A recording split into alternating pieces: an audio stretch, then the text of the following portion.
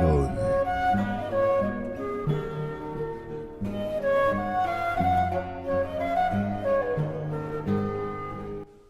Lorsqu'il touche le sol, le saut depuis le marchepied lui paraît exagérément haut.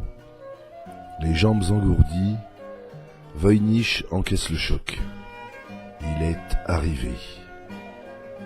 Il faut alors épousseter le pantalon, aplanir la redingote froissée, relever la tête, les lunettes, scrutant les alentours, sans oublier la serviette restée entre ses chevilles pendant tout le voyage.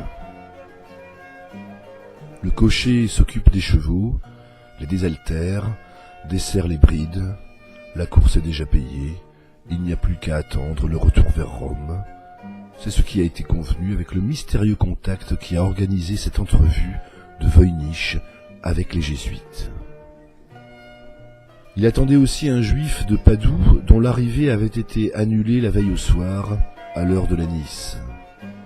Wilfrid, lui, n'a déjà plus Dieu que pour cette majestueuse demeure imposant le respect. Silence. Il avance lentement, les pieds lourds dans l'herbe jaunissante, en direction du grand porche. Il se sent si petit. Il y a des buissons taillés qui l'empêchent de voir la villa dans son ensemble. Là, un jésuite en soutane sombre et sandales l'attend, souriant de l'intérieur. Ils s'entretiennent un moment. Le prêtre semble de bonne foi. Wilfrid le suit. Laissant le vent parler, le jésuite l'entraîne vers l'un des côtés de la villa où une petite porte dérobée donne dans la pénombre d'un couloir. Le passage est étroit, il faut baisser la tête. Les deux hommes marchent sans mot dire, parfois le frottement d'une semelle sur un pavé qui dépasse, au loin des cantiques étouffés. Un moine pleure sur un banc de bois. Dans une arrière-cour, des cajots de fruits pourrissent sous un saule. Il y a d'autres couloirs, un vestibule, d'autres jésuites, puis, sans comprendre immédiatement où il se trouve, Voynich lève la tête. Le plafond est si haut que l'infinité d'étagères installées semble vouloir créer une nouvelle tour de Babel. Dans les rayons, des caisses en bois et de carton sont étiquetées et rangées précautionneusement. Wilfrid y devine des dates, des lieux, des noms de papes, l'édition de tomes de prière. Il fait froid en comparaison avec l'extérieur, mais sec. Si la fatigue est toujours présente, il a envie de tout, sauf de dormir.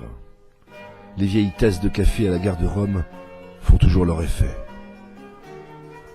Religieusement, les frères attendent avec lui pendant qu'un de leurs supérieurs se déplace le long des étagères, l'œil aux aguets. Il s'arrête et pointe du doigt une malle comme lors du jugement dernier. Deux des jésuites la soulèvent, puis la posent délicatement au sol, suivant un rituel bien précis. Pendant qu'on défait le mécanisme d'ouverture, le colporteur frétille intérieurement. Ils sont là, enfin là, ces manuscrits. Même sentiment, même émotion que lors de la première découverte du corps laiteux d'Étel, les membres incontrôlables, la passion qui palpite. Quand le couvercle s'ouvre, il manque de s'évanouir, blême comme le Saint-Suaire, ivre à la fois entre l'envie de pleurer et de sauter de joie au 7e ciel.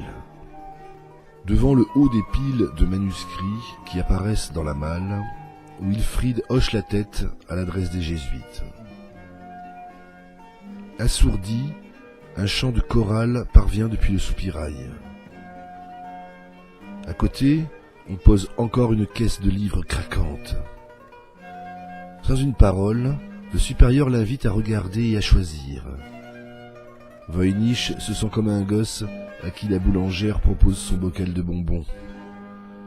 Il s'assoit sur le tabouret qu'on lui présente et pose sur la tablette en chêne, enchaînée à une poutre principale, le premier manuscrit que sa main innocente rencontre. Du bel ouvrage, reliure en très bon état, il caresse du bout des doigts, vélin souple, frôle de la main, il le met de côté, ça se revend très bien et très cher. Entreposé en vitrine, il saura attirer le chaland. Quand Wilfrid penche le manuscrit à la lumière, l'un des jésuites a un geste. Ils ne tiennent pas à l'éclairage pour leurs plus anciens manuscrits. Après un temps d'observation et toujours sous la surveillance bienveillante des frères, Voynich choisit méticuleusement les exemplaires qu'il va acquérir. Il n'est pas venu pour dépenser sans compter, et il s'y connaît. Un pro, un vrai amateur. Ce qu'il cherche, ce sont de beaux livres, d'époque, rares de préférence, impeccablement reliés ou à restaurer, si possible d'auteurs renommés, qu'il pourra revendre avantageusement dans sa boutique londonienne ou celle de New York qu'il prévoit d'ouvrir dans quelques années.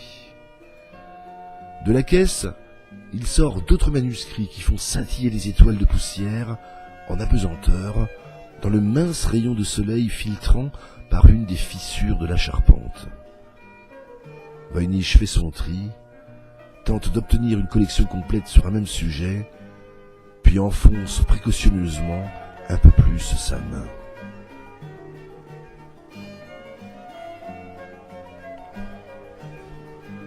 Là, le manuscrit qu'il accroche de ses doigts et approche de ses yeux le déconcerte.